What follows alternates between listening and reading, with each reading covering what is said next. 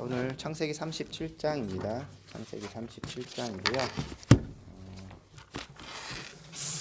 이제 요셉의 이야기로 넘어갑니다. 37장인데 뭐 잘 아시는 본문이니까 제가 읽지는 않겠습니다. 여러분들이 좀 따라오셨으면 좋겠고요. 일단 보시면 지금까지 야곱의 이야기, 사실 이제 족장들의 이야기였잖아요. 그렇게 족장들의 이야기가 아브라함, 이삭, 야곱까지 갔고, 그 다음에 이제 족장이라기보다는 야곱의 아들, 그리고 이 요셉이 무슨 장자권을 갖고 있는 아들도 사실 아니었어요, 그죠? 굉장히 비중 있게 다뤄지니까 이제 앞에서 다루었던 그런 족장 중심의 이야기에서는 좀 벗어난 것입니다. 장자는 르우벤이고, 오늘 르우벤 등장하지만 그 다음에 예수 그리스도의 그 계보는 유다를 통해서고, 그 다음에 이스라엘 자체 민족을 이루는 데는 요셉이 큰 역할을 하고, 그렇죠. 그래서 이제 각자의 역할들로 나눠지는 그런 느낌이고요. 그러면서 여러분들이 정확하게 보시면 오늘 요셉의 이야기로 등장하지만 이 이야기는 야곱의 이야기에 속해 있어요. 오늘 그 본문에서도 보면 이렇게 돼 있죠. 2절에 보면 야곱의 족보는 이러하니라 라고 시작하죠. 그리고 나서 요셉 얘기가 나오거든요. 그래서 지금 요셉의 얘기도 사실은 정확하게 얘기하면 야곱의 이야기에 속한 얘기죠. 나중에 이제 요셉을 찾고 이제 애굽으로 돌아가고 뭐 이렇게 할 때에도 물론 이제 그 스토리 중심엔 요셉이 있긴 하지만 계속 야곱이 등장하잖아요. 그래서 사실 뭐 크게 보면 족장들의 이야기, 아브라함, 이삭, 야곱의 이야기고, 사실 야곱의 이야기가 굉장히 많은 부분을 차지하고 있고, 야곱의 이야기는 단순하게 야곱의 이야기로 끝나는 것이 아니에요. 물론 이제 아브라함이나 이삭도 마찬가지였어요. 자녀를 어떻게 낳고 그 아이들이 누가 뭐 약속의 자녀인가 뭐 그런 얘기들이 계속 등장하잖아요. 여기서도 지금 12명의 아들 중에서 누가 하나님의 약속을 성취하고 이끌어 갈 것이고, 거기에 누가 동참하고 있고, 처음엔 누가 부족했는데 누가 또 뭔가 좀 변화가 있고, 그런 얘기들이 이제 계속 된다고 볼 수 있겠죠. 그래서 여러분들이 이런 본문을 볼 때 유명한 사람이잖아요. 요셉 이야기 익숙해 있고 그래서 신나갖고 너무 요셉에만 집중하면 뭐 그게 100% 나쁜 건 아닌데 큰 흐름을 놓칠 수 있다. 그래서 큰 흐름을 가져가면서 거기에서 요셉이 어떤 사람인가를 이제 주목하지 않으면 또 이제 인물적인 거로 그냥 가는 거예요. 요셉을 본받자. 요셉이 참 훌륭히 잘 살았다. 우리도 그렇게 잘 살자.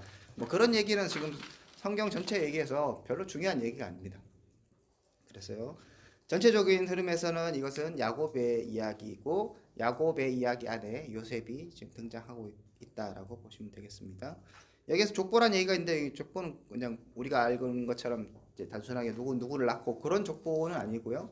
가족사라고 보면 되겠죠. 야곱의 집안에 지금 어떤 일이 일어나고 있는가를 이제 살펴보면 될 것 같고요. 자, 뭐 내용들은 잘 아시니까 요셉을 어떻게 볼 것인가는 조금 나눠지는 것 같아요. 요셉을 무한 긍정으로 보는 사람이 있고요.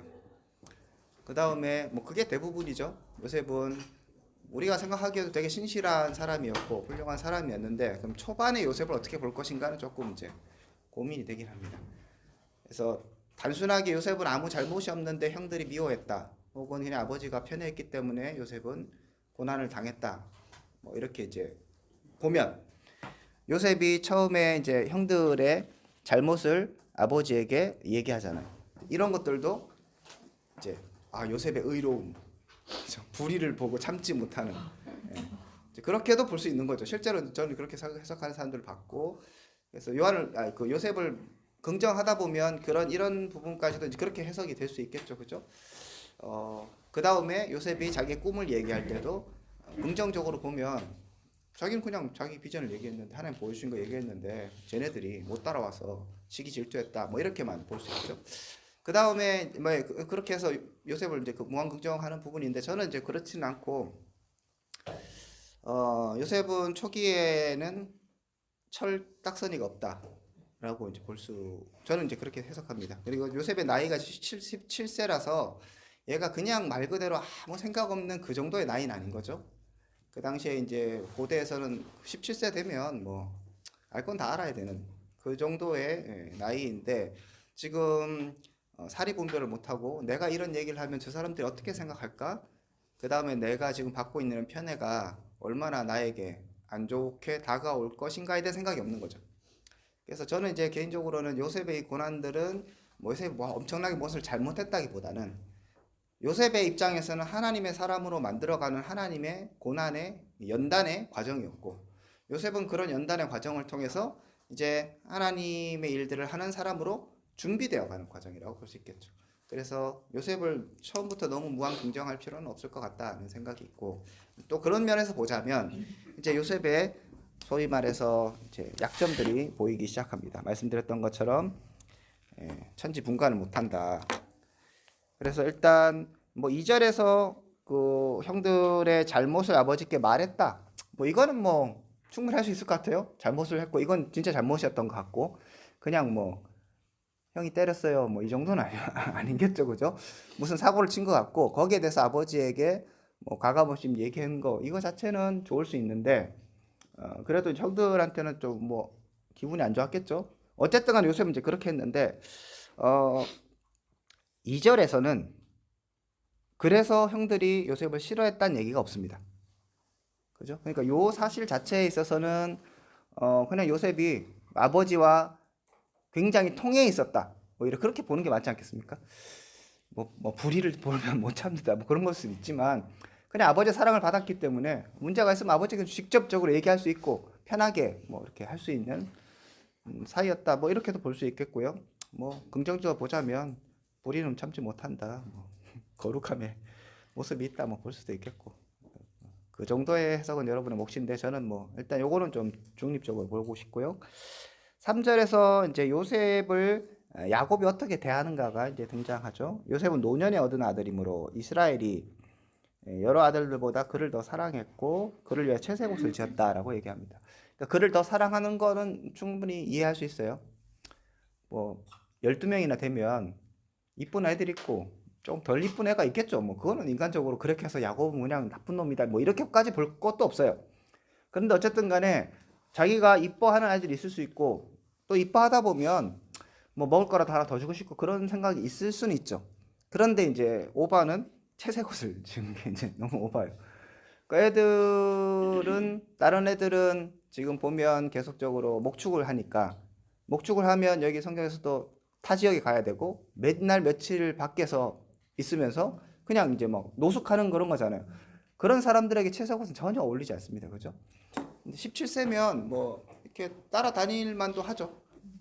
꼭 무조건 안 된다는 건 뭐 그렇진 않은데 요셉에게 채색옷이 입혔다는 건 일은 절대 시키지 않는 거죠. 그냥 전령으로서 여기서 보면 형제를 잘 있는가 보고 와라 그 정도 일이지 험한 일은 시키지 않죠. 이런 것에서 이제 문제가 되고 채색옷을 입혔다는 걸 아시는 것처럼 이제 굉장한 신분 얼마나 귀중하게 생각했는지를 충분히 알 수 있고 예 그렇습니다. 그래서 여러분들 뭐 교회 가셔서 양복을 입는 것과 체육복 입는 것하고 지금 내가 하는 일이 다르잖아요. 오늘 작업 있다 하면 옷 갖고 가서 갈아입고 하는데 채색 옷을 입었다는 건 예, 좀 곤란합니다. 그러면 이제 요셉이 눈치가 좀 있으면 물론 이제 환경이 그러니까 눈치가 생길 리가 없긴 한데 나중에 노예가 됐으니까 얼마나 눈치가 생겼겠어요. 이래다가 안 되겠구나 이걸 봤을 텐데 요셉이 눈치가 없이 이제 막 너무 편하게 사는 거죠. 채색 옷을 입으면 아버지 나한테 너무 이러시면 형들이 저 싫어해요. 그걸 충분히 생각할 만한데 전혀 그러지 못했다는 건 참 부족하다 생각이 들고요. 그래서 이제 꿈 얘기하는 것도 2번에 걸쳐서 얘기하고요. 이 꿈을 어떻게 볼 것인가도 이제 고민을 좀 해봐야 되는데 어쨌든 이제 꿈을 이렇게 얘기하는데 그 꿈의 내용이 형들이 자기를 섬기고 거기에 이제 아버지와 어머니까지도 포함되잖아요. 이런 꿈을 별로 좋아할 리가 없죠. 그리고 자기가 형들이기 때문에 그 당시에 이제 뭐 가부장적이고 그 다음에 뭐 나이 이런 게 굉장히 중요한 시대에서 가뜩이나 미워 죽겠는데 이런 얘기까지 하면 당연히 이제 소화하지 않겠죠. 그거를 2번이나 얘기하는 게 정말 철딱서니가 없죠. 그래서 보면 6절에 이렇게 해요. 요셉이 그들에게 이르되 청하건대 내가 꾼 꿈을 들으시오. 다 이리 와보세요. 내가 어제 꿈을 꿨는데 하면서 이제 얘기하니까 별로 안 좋습니다. 그래서 여기 보면 이제 그를 미워하는 단계가 있는데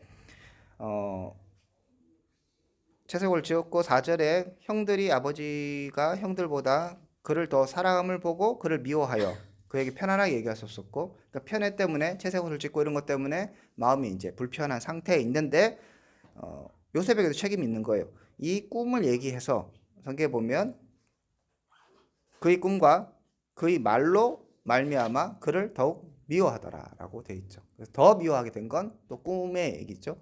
그래서 그는 요셉이 아무 문제가 없다라고 보기는 어렵고, 물론 이제 형들이 동생이 그렇게 하면 어유 야 잘해봐라 뭐 이렇게 얘기할 수도 있겠지만 둘 다 똑같은 사람인 것 같습니다. 어쨌든 간에 이제 특히 그 원래 레아와 라헬의 자녀가 아닌 빌하와 누구죠? 여튼 그 자녀니까 첩의 자녀니까 뭐 일단 출생 신분에서도 많이 이제 상처가 있고 뭐 그렇겠죠. 이제 그런 상황에서 그 앞에 이제 1절에 보면 그 형들의 문제를 고자질하는 게 보면은 그냥 이제 원래 정실 아이들이 아니잖아요. 빌하와 실바의 아들들 그렇게 하니까 더 막 상황이 안 좋게 됩니다. 그래서 꿈 때문에도 별로 안 좋았고 이 꿈은 아버지에게도 별로 좋게 들리는 건 아니었어요. 그래서 아버지는 혼을 냈지만 아버지는 일단 뭐 그 말을 간직해 두었고요. 형들은 또 시기를 했다고 얘기를 합니다. 이제 이게 요셉이 팔려갈 수밖에 없는 이제 상황과 정황을 말해주는 것이고, 물론 이제 본문을 볼 때 여러분들이 요셉 자체에 너무 집중하거나 그래서 이제 가족의 우애, 자녀의 교육법, 편애의 심각성 뭐 이런 거 얘기하라고 이 본문을 하는 건 아니에요. 나중에 뭐 그런 주제를 다룰 때 하나의 예화로 들 수는 있겠지만 핵심은 그게 아니기 때문에 너무 거기에 초점을 둘 필요는 없습니다. 이제 정말 전체적인 큰 그림은 제가 다시 한번 더 뒤에 얘기하겠고요. 자, 그래서 이제 시기하고 미워했다는 얘기가 있는데 이제 특이한 거는 사람을 암만 미워해도 동생인데 죽일 생각을 했을까? 이건 굉장히 또 신기해요. 그리고 이게 죽일 때 예를 들면 막 형들하고 언쟁하는 것 가운데 그래서 막 욱해갖고 저놈 안 되겠다 잡아라 뭐 이렇게 해서 뭐 실컷 때리다가 죽었더라 뭐 이러면 그래도 이해가 되는데 그게 아니고 성경에서 보면 요셉이 이제 막 찾아 헤매다가 못 찾다가 이제 겨우 찾아서 오잖아요. 근데 멀리서 보고 채색옷을 입었으니까 이제 그렇겠죠. 잘 보여요. 그러니까 이것도 야곱이 얼마나 요셉을 사랑해서 그렇게 편애한 것이 요셉에게 얼마나 악이 되는가를 지금 보여주는 거거든요. 이제 아이러니하게 채색옷을 지어줬기 때문에 더 미움을 당했고, 그리고 채색옷 때문에 더 눈에 빨리 띄었고, 그죠? 그 다음에 나중에 이 채색옷을 피에 묻혀서 또 보내주잖아요. 이런 것들이 좀 문제이긴 한데 어쨌든 그래서 형들이 보면 18절에 요셉이 그들에게 가까이 오기 전에 그들이 요셉을 멀리서 보고 죽이기를 꾀했다고 얘기하죠. 그래서 이게 뭐 욱하는 마음이 아니라 얼마나 얘를 진짜 미워하고 막 죽이고 싶은가.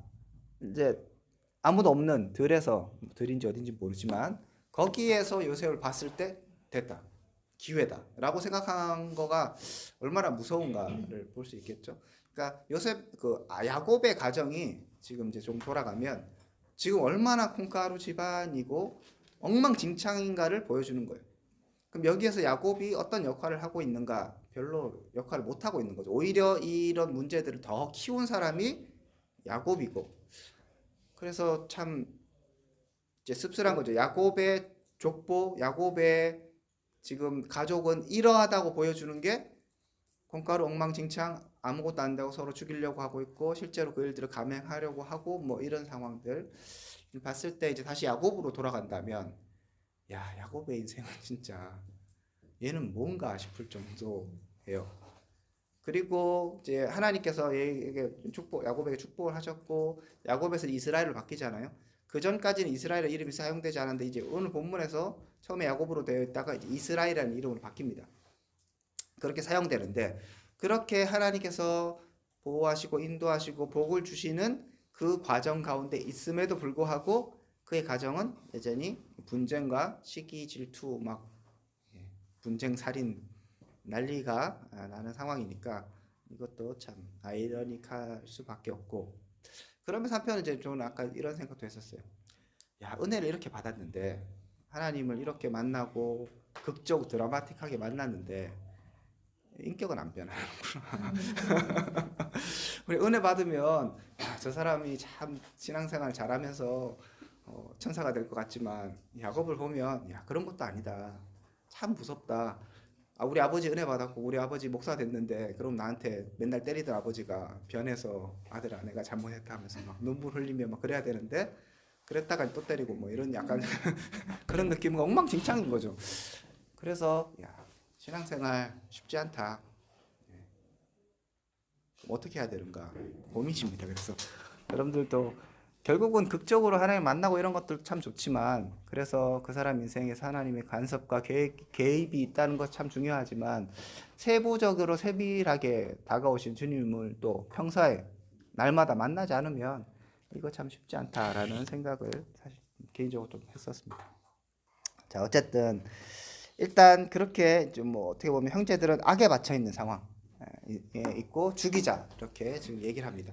물론 이제 이 죽이는 것에 있어서 모든 사람이 동의한 건 아니에요. 파가 나뉘죠. 르우벤은 요셉을 죽이지 않으려고 해요. 그래서 그냥 왜 피를 미치냐 구덩이에 던져 넣자라고 하고 나중에 아버지에게 돌리려고 하죠. 그리고 유다는 굳이 우리가 죽일 필요 있느냐 팔아먹자 이렇게 얘기하죠.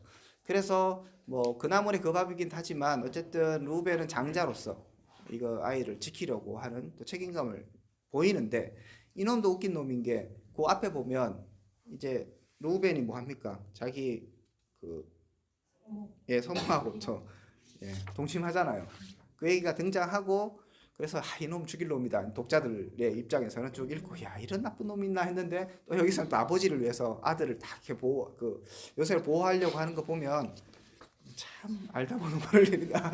얘네들은 뭐냐 뭐 이런 생각이 아니 들 수 없습니다.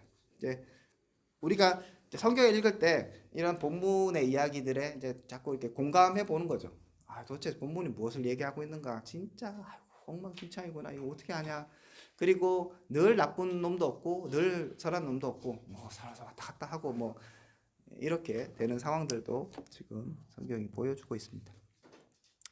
자, 그래서 일단은 죽이려고 했다가 채색 옷을 벗기고요. 옷을 벗겨서 이게 상징적인 의미죠. 아버지가 채색 옷을 입혔는데 형들은 그 옷을 벗겼습니다.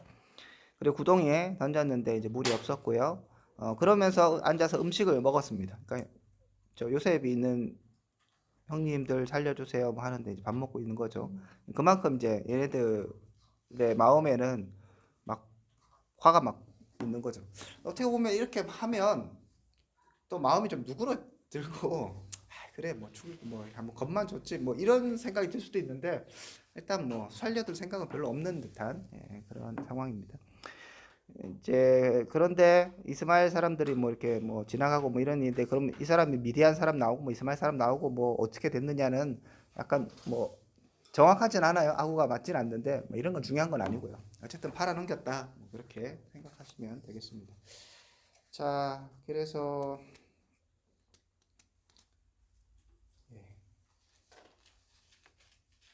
그리고 여기에서 또 하나의 중요한 또 모티브가 꿈이죠, 그죠? 앞에서 요셉이 꿈을 꿨고 그 얘기를 해줬고, 물론 그것이 이제 미워하는 것을 더 크게 만든 과정이었고요. 그 다음에 꿈을 두 번 꿨기 때문에 확실하게 좀 계시적 측면이 없지 않아 있다고 볼 수 있겠고요. 그리고 이 형들도 꿈꾸는 자가 온다고 얘기를 했고, 그러니까 그 꿈에 대해서 굉장히 마음에 안 드는 거예요. 우리는 뭐 그럴 수 있다. 뭐 이렇게 생각할 수 있고, 뭐 우리끼리 사실 꿈 얘기했을 때 뭐 이렇게까지 안 하잖아요. 근데 이 고대 사회에서는 꿈도 이렇게 되게 중요한 또 의미를 더 부각시키기도 하고, 그래서 또뭐 요새 마음에 안 드는 데다가 그래서 이제 꿈꾸는 자가 오는 데다 얘기를 했고, 그 다음에 이렇게 해서 이제 꿈이 어떻게 되는가 우리가 볼 것입니다라고 얘기를 하죠. 그래서 이런 것들은 앞으로 어떤 일이 날 것인가에 대한 복선을 담고 있다고 볼 수 있겠습니다. 자, 그리고 그 요셉이 이제 어떻게 죽었는가에 대해서 이제 악한 짐승이 먹었다 뭐 이제 그런 걸로 위장을 하려고 하죠. 근데 이것도 보면 이제 이 형들이 옷에 피를 묻혀서 아버지 보십시오 이거 요셉의 옷 맞습니까? 이제 그냥 보여주거든요. 근데 야곱이 분명히 얘네가 잡아먹었다 이렇게 얘기하죠. 33절에 보면 아버지가 그것을 알아보고 이르되 내 아들이 이 옷이라 악한 짐승이 그를 잡아먹었도다 요셉이 분명히 찢겼도다 하고 뭐 이렇게 슬퍼합니다. 그래서 형들이 요셉이 죽었다고 얘기하진 않아요. 근데 지 혼자 죽었다고 생각하죠. 이것도 웃긴 거예요. 그러면 혹시나 예를 들어서 살아있을 수 있거나 뭐 부상을 당했나 구조대를 뭐 이런 건 그냥 한번 생각해 보는 것이지만 야곱이 이제 딱 절석 받아들이죠. 이런 상황이 자기가 이삭을 속였던 상황하고 똑같죠. 아버지를 속였고 그리고 이제 자기의 자녀들도 자기를 속이죠. 그런데 조금만 생각해 보면 조금 더 다른 생각을 할 수도 있는데 전혀 생각하지 못하고 자기가 덜썩 믿어버리죠. 그래서 이런 것들도 지금 야곱의 상태 이런 것들도 한번 보여준다고도 생각할 수 있겠습니다. 예, 그래서 보면 이제 그때도 염소 새끼를 사용해요. 그 사냥감 했을 때 염소를 죽여서 그 먹이에서 이제 아버지가 흡족해 하고 축복하잖아요. 그러니까 야곱도 이삭도 마찬가지로 분별력을 발휘하지 못하고 속아 넘어갔고요. 본문에서는 아들들이 별 얘기를 하지 않고 피가 묻은 채색 옷을 보여주는 것만으로도 야곱은 스스로 상상력을 발휘하여 요셉이 악한 짐승에 먹혔다고 단정합니다. 물론 이제 뭐 당연히 수순상으로는 뭐 그렇게 죽었다고 생각할 수밖에 없기도 한데 그냥 보여주는 건 야곱을 속이는 아들들 자기가 속였던 그런 거로 똑같이 나타난다라고 볼 수 있습니다.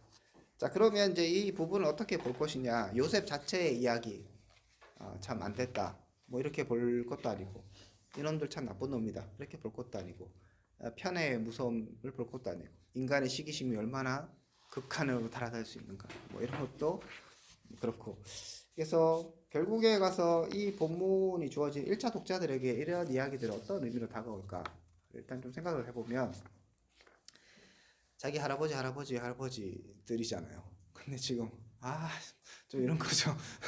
머리 쭉쭉 올라갔는데 우리 아버지가 뭐 일본에 우리나라 팔아먹었더라 이러면 마음이 어떻겠어요? 좀 뭐 이렇게 들잖아요.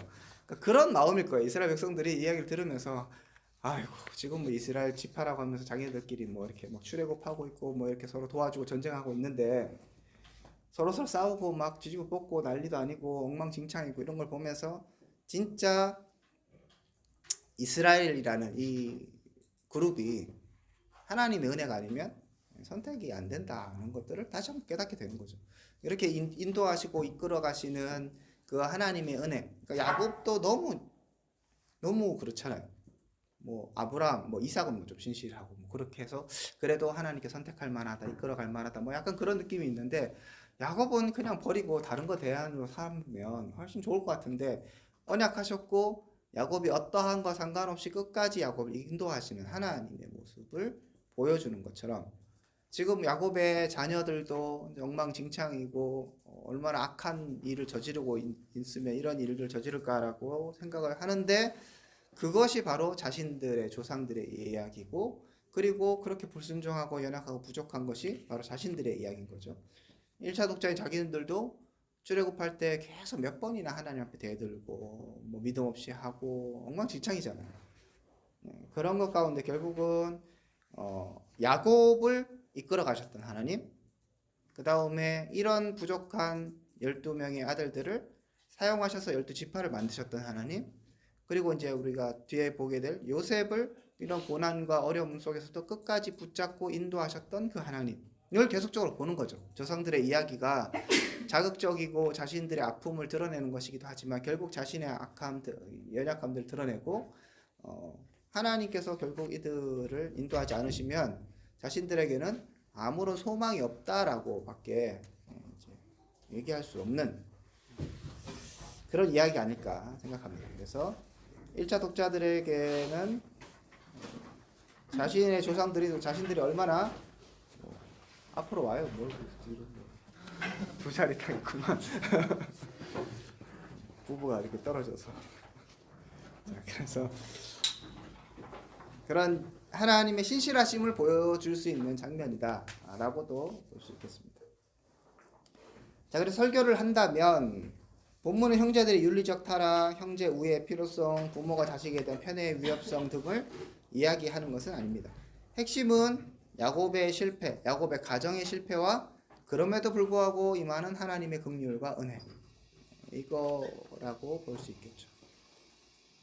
본문 자체는 야곱이 여전히 가정을 다스리고 자녀들을 양육하는데 실패했다는 걸 보여주고, 그러니까 하나님의 언약 백성으로서는 봤을 때 엉망이다라고 볼 수 있겠죠. 뭐 윤리적으로 높고 뭐 그런 차원의 문제가 아니라 하나님의 언약 백성으로서, 하나님의 백성으로서 하나님을 드러낼 그런 통로로서는 이제 야곱의 자녀들 본인뿐만 아니라 자녀들도 여전히 부족하다. 이 부족하다는 것은 요셉도 마찬가지인 거예요. 철딱서니가 없는 것도 마찬가지고, 다른 아들들도 마찬가지고. 그래서 엉망진창인 이런 뭐 문제들. 그래서 야곱은 실패했고 야곱의 자녀들도 실패했고 야곱은 여전히 부족하고 또 연약합니다. 하지만 하나님 그를 선택하셨고 끝까지 돌보시고, 그리고 악한 야곱의 아들들을 사용하셔서 12지파를 만들어 가시고 이스라엘 백성을 만들어 가시고 그들을 통해서 세계와 민족과 열방을 구원하고자 하는 것이 하나님의 은혜이고, 그 일들을 지금 진행시켜 가는 가운데 있죠. 설교의 방향들을 그렇게 또 볼 수 있겠고요. 또 하나는 이 이야기가 결국은 이제 기근이 있고 이스라엘 70명이 그 애굽으로 들어갈 수밖에 없고 거기서 430년을 지내고 돌아와야 하는 그 과정의 시작점이죠. 그럼 그 시작점, 하나님께서 아브라함에게 이미 약속하셨죠. 너는 이 땅은 내가 너에게 다 줄 건데, 그렇지만 이제 이 땅 뭐 어떻게 여기에 있는 7족속, 가나안 7족속, 이들을 내가 이제 심판해야 되는데 아직 그들의 죄가 관영하지 않아서 일단은 아직 때가 아니다 하면서 네 자녀들이 4대 만에 돌아오겠다, 뭐 그런 얘기들을 이미 하셨잖아요. 그 하나님이 아브라함에게 멀고도 먼 얘기겠죠. 지금 뭐 땅 한 편도 지금 얻지 못한 그 상황에서 멀고도 먼 이야기가 주어졌고, 그 주어진 이야기가 하나님이 지금 이제 이런 아이들, 이 부족한 사람들을 통해서 일을 시작하고 계시는 거죠. 그래서 하나님의 거대한 구원 계획에 이스라엘, 그 다음에 결국 그렇게 이스라엘을 애굽에서 보내시고 거기에서 뭐 인큐베이터죠. 양육하셔서 술을 뻥튀기 해서 불리시고 그 다음에 그들을 딱 이끌어 나오시면서 출애굽이라는 과정, 가장 엄청난 기적들을 통해서 하나님 누구인가 그들에게 다시 계시해 주시고, 그들이 하나님 이런 분이구나라고 깨달으면서 하나님의 백성으로서 살아갈 수 있게끔 하는 그 시작점, 그 시작점이 지금 무엇이냐, 뭐 거룩한 하나님의 백성이 일어나 기도하고 이런 게 아니라 지네들이 서로 죽이고 막 하고 그랬다가 죽이겠다고 해도 마음 바뀌어가서 또 안 죽이고 뭐 팔아먹고 뭐 난리를 하는 그 시작, 그게 이제 그 시작이라는 거죠. 이런 걸 보면 정말 하나님의 계획과 일하심은 상상도 할 수 없고 예측도 불가능하다. 하나님은 어떻게든 하시는 거죠. 하나님 어떻게든 일하시고 그 안 되는 상황들도 바꾸시고 변화해서 자신의 뜻을 이루어 가시고 자신의 백성을 만들어 가신다. 더 크게 이제 보면 결국은 이스라엘, 육적 이스라엘을 통해서도 안 되는 것을 영적 이스라엘, 우리 교회를 통해서 이루시고, 또 지금을 봐도 이제 그런 거지 적용을 한다면 한국 교회가 뭐 이렇게 막 좀 잘 나가진 못하잖아요. 엉망진창이에요. 그런데 이게 놀라운 하나님 역사의 시작점이 될 수도 있는 거죠. 여러분 섬기는 그런 상황들에 엉망진창이고 뭐 될 것 같지도 않고 어렵고 부족하고, 그런데 이제 상황은 그런데 결국 하나님께서 무엇을 계획하시냐, 이게 이제 문제인 거죠. 상황이 잘 돌아가기 때문에 그 일들이 일어나는 것도 아니고, 상황이 안 돌아가기 때문에 하나님께서 일 못 하시는 것도 아니라 하나님께서는 하나님의 일들을 하고 계신다. 자, 그런 이제 큰 거대한 하나님의 계획의 시작점에, 그리고 그런 거대한 계획은 정말 430년 후에나 이루어지는 것이고, 이 430년이면 여기 있는 애들은 다 죽고 없는 시대잖아요. 그래서 한편 여러분들이 하나님의 나라의 관점을 생각해. 우리는 아둥바둥하게 내일 지금 당장 뭘 하고 내년에 뭘 하고 이것이 나의 삶에서 어떤 것들을 뭐 낳고 막 그런 거에 막 아둥바둥하고 있을 때 스케일을 조금만 넓히면 하나님은 더 큰 일들을 지금 하고 계시는 거죠. 나비 효과처럼 나의 어떤 부족함 이것이 하나님께서 어떻게 만들어 가셔서 큰 일을 하시고, 그럼 나는 죽고 없고 그 다음에 내 다음 세대도 죽고 없는데도 불구하고 하나님 여전히 살아계셔서 그 일들을 신실하게 이루어 가시는 거죠. 그러니까 그런 거대한 하나님의 역사를 생각해 보면 우리가 조금 더 이렇게 뭐 작은 일에 일희일비 안 할 수 있는 거죠. A뿔이 나와도 B뿔이 나와도 아무런 문제가 없는 거예요. 근데 그거를 보면서 이렇게 막 하면 그런 거죠. 그래서 여러분들이 오늘 사발면을 먹든 밥을 먹든 막 그 거대한 하나님의 막 그런 일하심을 생각하면 야 이거 아무것도 아닌데 뭐 아둥바둥해서 친구하고 싸우고 뭐 이렇게 뭐 안 좋고 뭐 이런 것들이 너무 그 시선을 이제 뭐 좁은 거에 집중하다 보면 우리 거기에 좀 너무 함몰될 수 있는데 그렇지 않다. 그러니까 요셉의 이야기에서 요셉만 생각하면 너무 얼마나 안타깝고 힘들까 슬플까 뭐 이렇게 또 생각할 수 있지만 그 요셉을 또 사용하신 하나님을 크게 보면 또 뭐 그래. 그 다음에 더 크게 보면 또 하나님이 이스라엘 민족들을 또 어떻게 이끌어 가시는가 이렇게 이제 점점 밖에서 볼 수 있겠죠. 그래서 너무 한 개인의 희노애락에 집중하면 큰 그림을 놓칠 수 있다. 그런 얘기도 설계에서 또 한번 좀 할 수 있을 것도 같습니다. 그 외에 이제 뭐 여러분 요셉의 얘기 너무 잘 아시니까 여러 가지 이야기들은 할 수 있겠습니다. 네, 질문 있으면 질문하시죠. 그 요셉을 예수님의 어떤 모델 네, 그런 식으로 보는 관점도 있잖아요. 네, 모형론으로 보기도 하죠. 그때 교수님의 생각.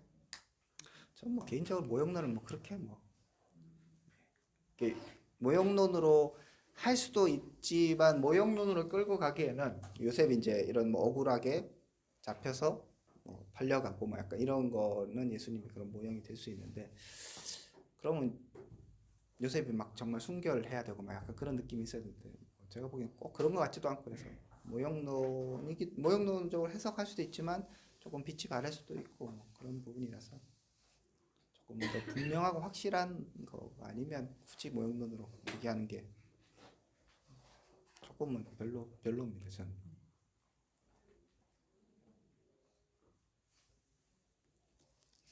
예. 하나의 본문 안에서도 본문 벗어나지 않으면 뭐 주제를 여러 개 이렇게 할 수 있다고 하셨잖아요. 예.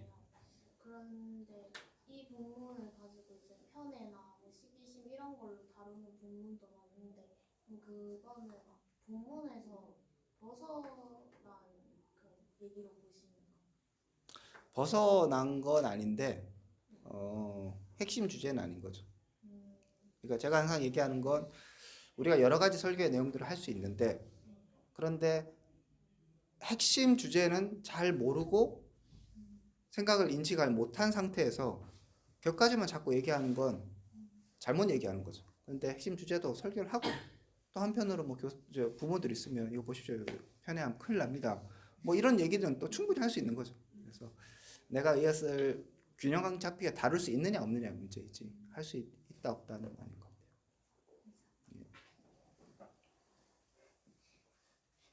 제가 어떤 말씀하신데요. 왠지 격주의 신앙은 본질, 구원, 이렇게 구속사적으로 이렇게 해야 될 것 같은 느낌이 많이 드는 교수님도 그렇게 가르치시거든요. 네. 워낙 격길로 잘 빠지니까 강조하시는 거겠죠. 근데 하나님의 일은 이제 이 야곱 가족의 도덕성과 상관없이 진행되잖아요. 근데 그거는 굉장히 장구한 역사를 볼 때 그런 것이고 그 사람들은 각자가 자기가 행한 대로 다 받는단 말이에요. 그죠? 네. 네. 그 자기가 살아있는 동안에는 지가 심은 대로 다 거두는. 물론 그거를 어떻게 거두든 간에 하나님은 합력하여 선을 이루어 가시는 건 하나님의 전지전능하심인 거고 각 사람은 그리고 사실 성도들은 요 짧은 세월을 살잖아요.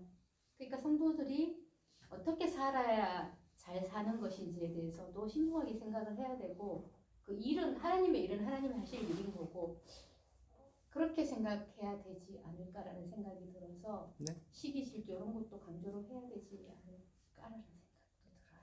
네. 그리고 이게 좀 약간 물론 뒤에 나올 부분이긴 한데 이제 야곱이 죽을 때 예언하잖아요, 그죠? 그러면 다른 시각은 요 창세기 저도 본문 옛날에 다룰 때 다른 시각은 루벤은 서모 비라하고 간통을 했기 때문에 아버지하고 완전 상극이 됐을 거잖아요. 얼마나 기분 나쁘겠어요, 아버지가. 자식 취급도 안 하고 얼굴도 안 봤을 텐데 이렇게 해서라도 아버지하고 관계를 회복하고자 하는 그런 게 있을 수도 있었다. 뭐 이런 시각도 있고. 네. 근데 이제 그 레위와 시몬은 저주를 받을 것이다. 뭐 이렇게 나오잖아요. 근데 유다는 찬송받잖아요. 찬송 내 형제 찬송이 될지라. 그러면은 자기들이 했는 행동들, 자기들이 어떤 기준을 갖고 살았느냐에 따라서 이게 축복과 저주에 그대로 포함이 되는 연결되는 거로 보이거든요. 맞나요? 뭐 저는 그렇게 보지 않습니다. 그래요? 네. 칼을 그렇게 볼까요? 레위와 시몬이 하는 행동들이 그 축복을 하는 이유, 저주를 하는 이유에 대해서 야곱이 앞에 설명을 했어요. 예. 그런 것도 있고 근데 이런 거죠.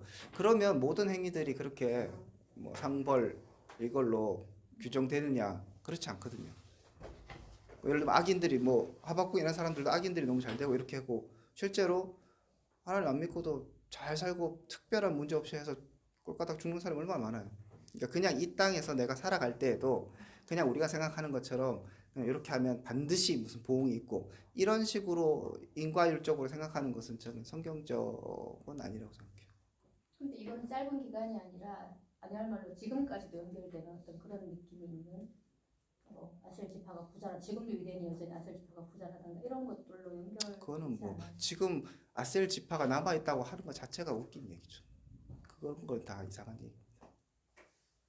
그러면 자기들이 하는 행동과 야곱의 축복이 아니 그러니까 저 뭐 그래서 아무렇게 살거나 뭐 이게 인과율이 없다는 게 아니라 너무 거기로 가게 되면 모든 것에 대해서 원인과 결과가 있고 하나님께서 다 보응하시고 이렇게 다 하신다고 생각할 수 있는데 그렇지 않은 것도 많다.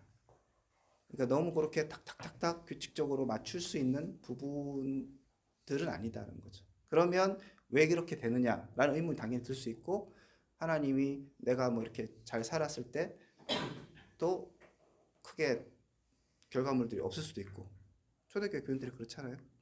그러니까 그런 거에 있어서 뭐 항상 그렇게 일반인 그 원인과 결과를 따질 수 없는 것이 많기 때문에 결국 우리는 개혁주의적 입장에서는 하나님의 주권과 간섭에 있다. 그럼 잠언 말씀에 보험이 있다는 말씀을 그대로 해석하면 안 되는 거예요. 그러니까 우리가 예. 보험을 다 모르죠. 예. 모르지만 있다 했으니까 어떤 형태로 우리가 뭐 일부분밖에 볼 수 없어서 보험이 없다. 잘 살았는데도 보상이 없다. 못 살았는데도 뭐 재앙이 안 오네. 이렇게 할 수는 있지만 하나님 어떻게든지 그 후손이든지 그렇게 된다고 해석하는 건 무리예요. 하나님은 심판하시는 분 맞잖아. 일한 대로 갚아주신다고 하셨고. 그러니까 그거는 이제 일부분이라는 거죠. 우리가 느끼는 거는 다를 수 있지만 하나님이 하신다면 한다고 믿어야 되는 거 아니에요? 그러니까 그런 게 인간의 관점인 거죠. 아니 말씀이 그렇잖아요. 일한 대로 갚아주신다고. 그런 것도 있고 아닌 것도 있는 거죠. 아닌 것도 있어요. 예, 그럼요. 아니 저 잠언이나 이런 것들을 일편적으로 이렇게 너무 보면 안 돼요. 계시록 이제 그러니까 하나님이 모든 것을 아시고 예. 계산하신다는 측면이 예. 팩트냐? 아니 그러니까 그 팩트라는 게 하나님께서 다 계산하시는데 이제 핵심은 그거예요. 인간적인 관점에서 인과일적으로 하시지 않는다는 거. 그렇죠. 인간적인 예, 것도 예. 다르죠. 그 얘기죠. 하나님은 그러니까 하시는 거죠. 아까 얘기했던 것처럼 레위나 했던 일들 그대로 그렇게 보상받고 그대로 축복받고 이게 아니라는 거죠. 그럼 유다는 뭘 그렇게 잘했길래 그렇게 돼요? 그런 건 아니잖아요.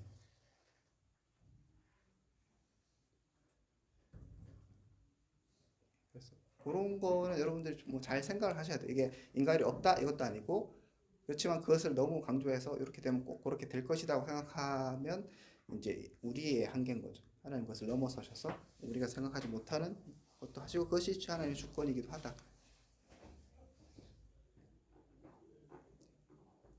나중에 또 더 고민해 보시기 바랍니다. 또요. 질문 없으신가요? 그렇게 보면 없어야 되잖아요. 그죠? 자, 그러면 이렇게 마치고 다음 주는 쉬고 그 다음 주에 38장 이렇게 보도록 하겠습니다. 수고하셨습니다.